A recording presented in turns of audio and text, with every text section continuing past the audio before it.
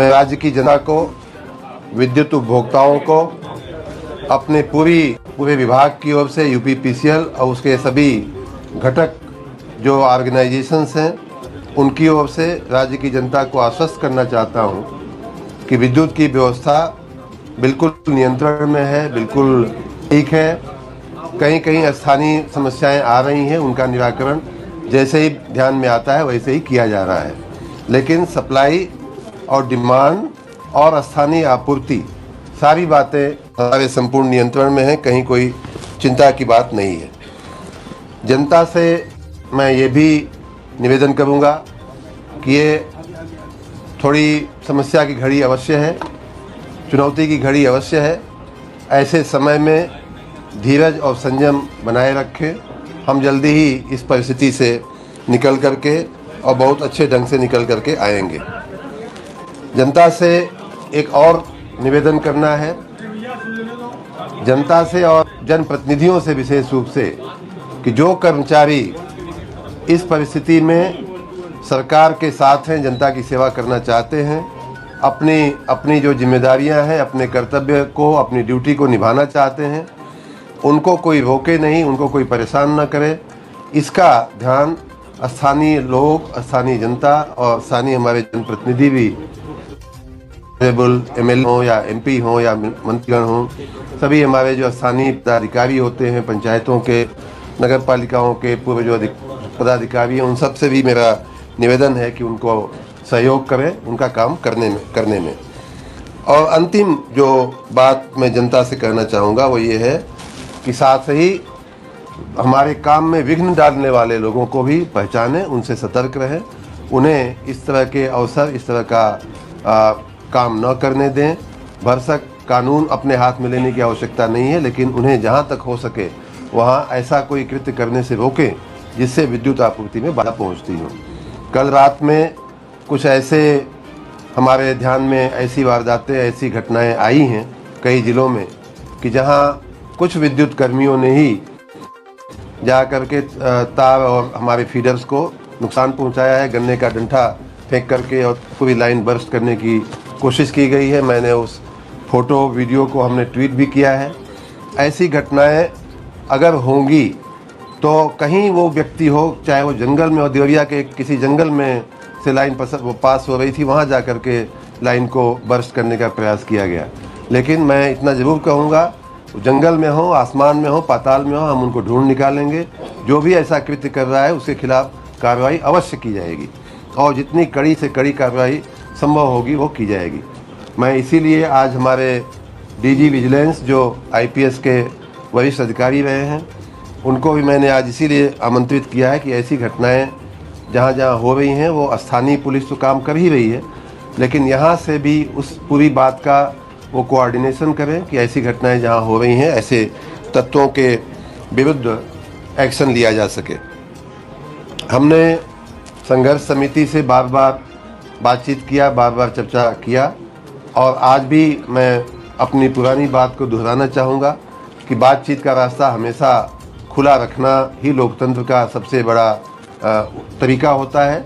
बातचीत के रास्ते खुले हैं, लेकिन हम किसी को कानून हाथ में लेने नहीं देंगे, न ही हम किसी को राष्ट्रीय संपत्ति को नुकसान पहुंचाने देंगे। कल रात की एक और दुखद घटना ये है कि एक एसएलडीसी नाम का हमारा जो व्यक्ति है, वो एक तरह से राष्ट्रीय ग्रिड से जुड़ी हुई वो एक संस्था है। वहाँ भी कुछ लोग, हमारे एमडी वहाँ लगभग 11 बजे रात तक स्वयं थे। जैसे ही वो निकले, वहाँ काम मुझे पता चला कि ठप कर दिया गया। ये पूरा एक राष्ट्रीय कार्य में बाधा डालने का कार्य है। इसी प्रकार जहाँ जहाँ भी हमारी संपत्तियों पे नुकसान पहुँचाया जाएगा, हमारे कार्यों में दखल पहुँचाया जाएगा, हमें एक्शन लेने के लिए मजबूर होना पड़ेगा। एक अच्छी बात और ध्यान में आई है कि कल हमने कुछ संगठनों का नाम लिया था कि वो हमारे साथ हैं, वो जनता की सेवा में उपलब्ध हैं। आज सुबह कई और संगठनों ने थोड़ी हमारे ऊपर नाराज़गी व्यक्त की कि साहब आपने हमारा नाम नहीं लिया। हम भी आपके साथ हैं, हम भी जनता की सेवा में लगे हुए हैं। ये संभव है कि बहुत से ऐसे संगठन होंगे जिनका नाम लेना शायद आज भी रह जाए, लेकिन मैं फिर भी फिर भी कहना चाहूँगा कि शक्ति भवन मुख्यालय कर्मचारी संघ राम बहादुर यादव जी उसके पदाधिकारी हैं, अध्यक्ष हैं। Uttar Pradesh power officers association Shri केवी राम जी उसके अध्यक्ष हैं, आरपी केन जी उसके महासचिव हैं। विद्युत तकनीकी कर्मचारी एकता संघ अनिल राठौड़ जी, बिमासु कुमार सिंह जी महामंत्री और अध्यक्ष हैं। विद्युत मजदूर पंचायत, इनका नाम हमने कल भी लिया था, श्री गिरीश कुमार पांडे जी, पीएन तिवारी जी, बीसी उपाध्याय जी। विद्युत मजदूर संगठन एवं विद्युत संविदा मजदूर संगठन जिसके अध्यक्ष श्री आरएस राय जी हैं, उसके सक्रिय पदाधिकारी हैं। Promoted power engineers welfare association Shri Pramod Kumar ji, Shri VK Sharma ji उसके अध्यक्ष और महासचिव हैं। उत्तर प्रदेश अनुसूचित जनजाति बिजली कर्मचारी अधिकारी महासंघ श्री राम नरेश गौतम जी उसके प्रधान महासचिव हैं। उत्तर प्रदेश राज्य विद्युत परिषद लेखा कर्मचारी संघ श्री आर के सिंह जी उसके अध्यक्ष हैं। और 9वां है कर्मचारी मोर्चा संगठन श्री बब्बू अवस्थी जी उसके पदाधिकारी हैं, वरिष्ठ। इस प्रकार इन 9 संगठनों ने अपना समर्थन चालू रखा है और कई ने तो यहाँ तक आकर के हम लोगों से कहा है कि हम 24 घंटे काम करने को तत्पर हैं, काम में लगे भी हुए हैं। कई लोगों ने ये भी आके कहा कि हम हर तरह से इस हड़ताल का विरोध करते हैं, जहाँ भी हमारी आवश्यकता होगी वहाँ बुलाएंगे आप तो हम आएंगे। उसी प्रकार ऐसे राष्ट्रीय और प्राइवेट संस्थाओं का मैं धन्यवाद करना चाहूँगा इस मौके पे कि उन्होंने अपना मानव बल हमें उपलब्ध कराया है इस हड़ताल से निपटने के लिए। उसमें विशेष रूप से मैं एनटीपीसी का धन्यवाद करना चाहूँगा कि उन्होंने अपना बहुत बड़ा मानव बल हमें अपने पावर प्लांट्स को चलाने के लिए दिया है। इस प्रकार उसी प्रकार एनटीपीसी के अलावा बजाज पावर है, प्रयागराज जो टाटा का है, लैंको है, पोसोको है और अन्य भी पावर ग्रिड है, पावर ग्रिड कॉरपोरेशन है। और इसी प्रकार राज्य के बाहर के अन्य भी ऐसी कुछ कंपनियां जो सरकारी भी हैं, भारत सरकार की हैं या संयुक्त उपक्रम हैं, इस तरह के लोग हमारे साथ हैं और हमें सहयोग कर भी रहे हैं। आगे भी अगर आवश्यकता होगी तो और भी मैन पावर या सपोर्ट दे करके हमें सहयोग करने को तैयार है।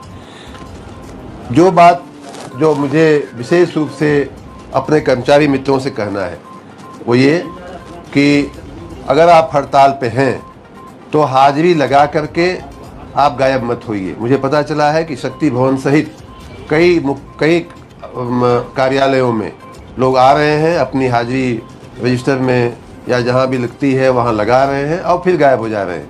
ये कोई हड़ताल करने का तरीका नहीं होता है। आप या तो हड़ताल पे रहिए या काम पे रहिए। और मैं सभी अपने अधिकारी मित्रों से भी कहूँगा कि इस बात की वो सुनिश्चित करें इस बात को कि जो व्यक्ति आता है या तो हाजिर है या गैर हाजिर है, दो में से एक ही चीज़ होनी चाहिए। ऐसा ना हो कि वो आपको चकमा दे रहा हो। उसी प्रकार हमने ये भी स्पष्ट किया है कि कल भी मैंने ये बात कही थी कि जो आउटसोर्सिंग के जो कर्मचारी संविदा के हों या अन्य किसी प्रकार से आउटसोर्सिंग एजेंसी के मार्फत अगर लिए गए हैं तो उनकी जो नियुक्ति का एक ही कारण होता है कि हम आपातकालीन ये व्यवस्थाएं करते हैं, उनकी हाजिरी आवश्यक होती है, तभी हम उनको पगार देते हैं।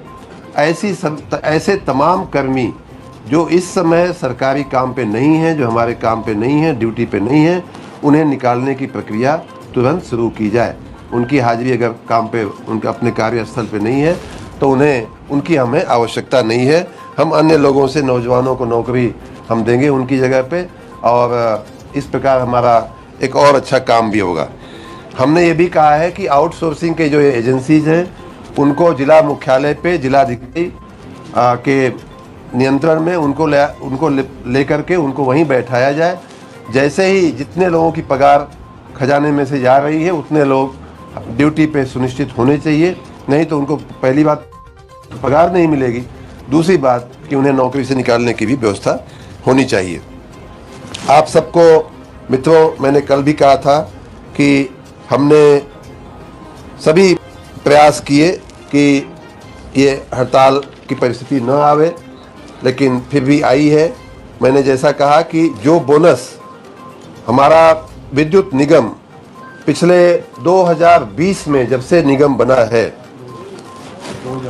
2000 से, सन 2000 से लगभग 23 साल हो गया इसमें इसका कॉर्पोरेटाइजेशन होने को, तब से लेके अब तक लगभग 93,000 करोड़ रुपए के घाटे में चल रहा है। एक्यूमुलेटेड लॉस, जो संचित हानि जिसको बोलते हैं, हमारे ऊपर तभी से लेकर अब तक 82,000 करोड़ रुपए का बैंक लोन है। 2018-19 से इन कर्मचारियों को बोनस नहीं दिया गया था, लगभग 5 साल से बोनस नहीं दिया गया था। उस बोनस को हमने इस साल दिया है। और इस बात को पॉजिटिव ढंग से सोचे बिना, आर्थिक स्थिति अच्छी करने में सहयोग किए बिना, अगर कोई चाहता है कि एक ही साथ 5 साल का, पिछले 5 साल का बोनस हमको एक साथ दे दिया जाए, तो ये वित्तीय प्रबंधन के हिसाब से मुश्किल है, हो नहीं पा रहा है। हमने कहा कि थोड़ा समय दीजिए, इसमें जब आप पैसा जुटाने में मदद करिए, मार्च का महीना है, राजस्व जुटाने में मदद करिए, राजस्व आएगा पाएगा तो हम कर्मचारियों के हित के लिए कुछ भी करने को तैयार हैं। लेकिन फिर भी वो लोग इस बात को नहीं समझे। उसी प्रकार से मैंने कल भी कहा था कि 2020 के जो समझौते हुए हैं उनमें भी कई मुद्दों का अमल नहीं हुआ। हमारे स्वयं के समझौते में भी ये बात लिखी हुई है। और अभी जो चीज़ 3 साल से नहीं हुई है उसको, और उसके सापेक्ष हमारा अभी 3 महीना हुआ है, आपको इतनी जल्दी हो गई हड़ताल करने की। तो ये हड़ताल मुझे लगता है कि कर्मचारी संगठनों के हित में या कर्मचारियों के हित में नहीं है, बल्कि अन्य कुछ परिबलों से प्रेरित ये हड़ताल है। हमने जो भी प्रयास हो सकता था वो हमने किया, लेकिन फिर भी बात नहीं बनी। ये आप सबके समक्ष सारा दृष्टांत है। अंत में राज्य की जनता को मैं, चाहे आपूर्ति की दृष्टि से या विद्युत के उत्पादन की दृष्टि से, दोनों ही दृष्टि से मैं राज्य की जनता को आश्वस्त करता हूं कि कहीं कोई समस्या नहीं है। कहीं कहीं इस तरह की तोड़फोड़ की वारदातें होने से विद्युत बाधित हो रही है, उनका हम लोग जैसे ध्यान में आ रहा है वैसे हम लोग उसको ठीक कर रहे हैं। जहाँ तक उत्पादन की, डिमांड और सप्लाई की बात है, विद्युत की, पावर की, उसमें हम एकदम कंफर्टेबल हैं, कहीं कोई समस्या नहीं है। हमारा अपना उत्पादन भी पर्याप्त है और सेंट्रल ग्रिड से, सेंट्रल पूल से जो हमें लेना मिलता है उसमें भी हमारे पास बहुत अभी गुंजाइश है, हम जो ड्रा कर रहे हैं उसमें।